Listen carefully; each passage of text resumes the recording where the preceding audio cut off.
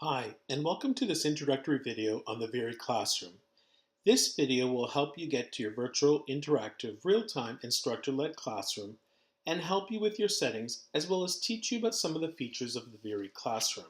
Before you get started, you'll need to set up and configure your webcam and USB headset. These instructions vary based on the webcam or headset you're using, as well as if you use a Windows or Mac computer. Please refer to the instructions provided with your equipment and/or laptop to make sure they are working properly. Also, you'll need to make sure you have Google Chrome browser installed in your computer. If you don't have it installed, you'll need to install Google Chrome browser before proceeding.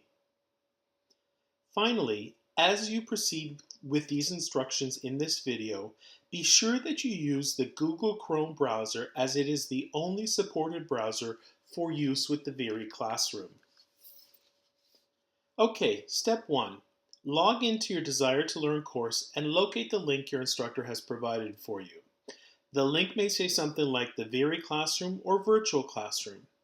Check the content section of your course in Desire to Learn. Once you've located the link, click on the link to begin the process of entering the virtual classroom. When presented with this screen, enter your first and last name as it appears in the RAM system. It is important that you use both your first and last name, as there may be more than one person with the same first name in the class. Then, click the Join Session button. When you enter the classroom for the first time, you will be asked to configure your microphone and camera within the VIRI software. Click the Yes button to start the setup. You'll need to allow the VIRI classroom software to use your microphone. Notice at the upper left of the screen, the VIRI software is asking to use your microphone. Click the Allow button to proceed. Next, you'll need to test that your microphone is working. Begin by saying something out loud into your microphone.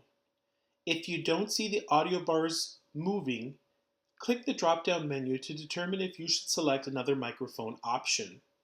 Once you have it working, click the Yes and It's Working button to proceed. Next, you have to test your video. If you see your image, click the Yes It's Working button.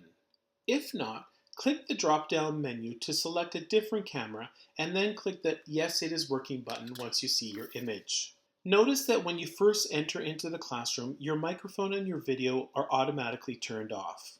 Be sure to click the video button to turn it on as soon as you enter the classroom. Your video should always be shared. In order to minimize the background noise, leave your microphone turned off until you're called upon by your instructor to share your response. Whenever you'd like to share your audio, such as providing a response to a question, be sure to click the microphone button before you begin to speak. Notice how the microphone and video buttons change once they're turned on. The microphone button turns green and the video button turns blue to indicate that they are on. Now let's take a moment and explain some of the other buttons and features in the VIRI classroom. Notice in the upper left-hand corner there is a button that looks like three little lines.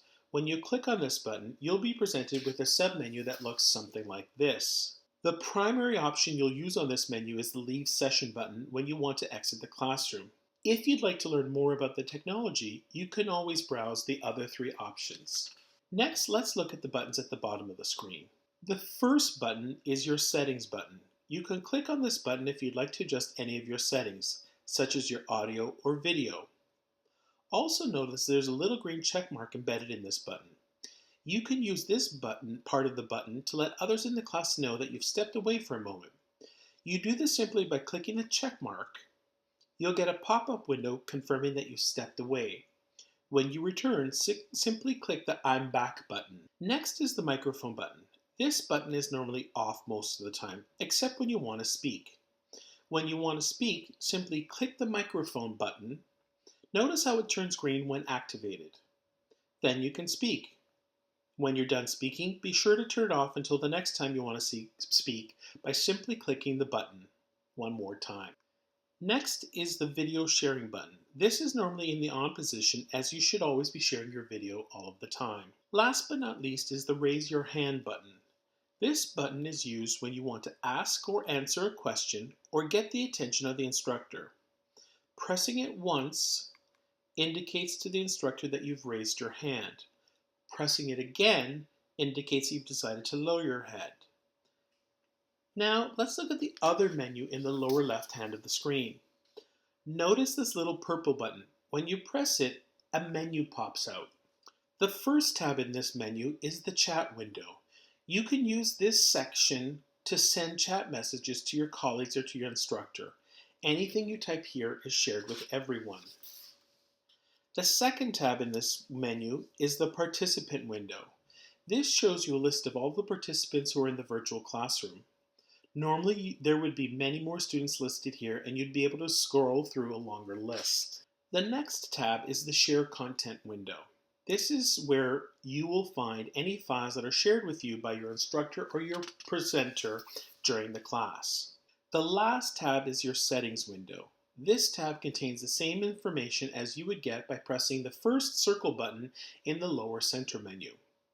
To close the lower right menu, simply click on the purple X and it hides the menu for you. That's all for now. More to come when we see you in the virtual classroom. See you for now.